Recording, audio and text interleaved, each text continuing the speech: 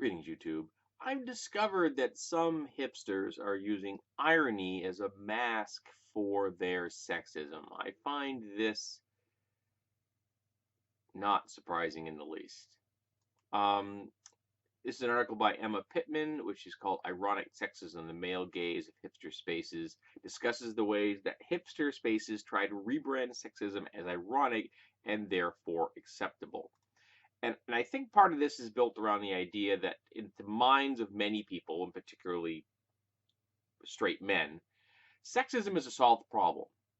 We're in a post-sexist world. When we're not in a post-sexist world, we're in the same sexist world that they were born into, and I was born into, and my father was born into, and my grandfather was born into. You get the point. It's just that the sexism and misogyny of today is slightly different than the sexism and misogyny that my father perpetrated and my grandfather perpetrated, etc., etc. And I have perpetrated both sexism and misogyny. I take responsibility for that, and I am making a concerted effort to not further that any longer. I'm trying to change. But if you're just rebranding sexism as ironic so you can discuss it, which in actuality you're just trying to impose it upon others, you're trying to continue to spread that sexism in the name of irony, you're not helping. That falls into the same category in my book as I'm not a sexist, but, or I'm not a racist, but. No, stop. Nothing good comes from anything you say after that. You have just shown me that what you're about to say is not worth hearing. And that's no different than trying to frame sexism as ironic, just so that you can then discuss it in a way that absolves the speaker of responsibility, because they're not being sexist. They're discussing it in an ironic manner. No, that's not how this works. And something else that the people are discussing this, I didn't really think about. It was a term it's new to me. It's called soft boy.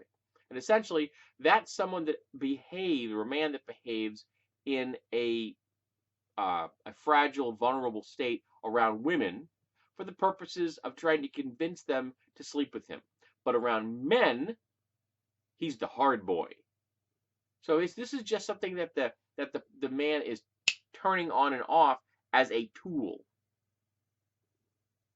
Now, if you're a flip switch feminist, you're not an actual feminist. You're just trying to find a new method of convincing women that they should sleep with you. But if you're a feminist 24/7, that means you're going to have to call men on their sexism and their misogyny. Now, I've actually been able to eliminate a lot of this from my life because I stopped talking to white people. And I've discovered that a lot of the sexism and racism I had to deal with on a regular basis in my life was from white people. But I still do encounter it from people I do talk to, and when I do encounter it, I point it out. I try to do it in a gentle manner. I try not to be overtly confrontational. I'm trying to say, by the way, that is, or that could be viewed as. Put a little distance there. Try to put it in a frame of reference that maybe they aren't intentionally doing this, so I'm cutting them some slack. Unless, of course, I know that they're not unintentionally doing it. When I will get a little bit harder on that. Hey, that's not right. And if I have to do that, I have to do it. And it has cost me conversations with people. There are people I know in my life that don't want to talk to me because they know I will call them on something. That's okay. There was a point in my life I didn't know him. I don't talk to him now. I'm just fine. But you still have to do this in the real world. If you want to be an ally to women, you don't get to be an ally to women when it's convenient to you. You have to be an ally to women all the time. Even if it becomes inconvenient to you. Even if it costs you conversations or acquaintanceships, or I hope not, but friendships. I'm hoping you don't know any men that are so deeply sexist and misogynistic that if you call them on it, you will cease to have them as friends. I'm hoping that your circle of friends is healthier than that. But ironic sexism is still sexism.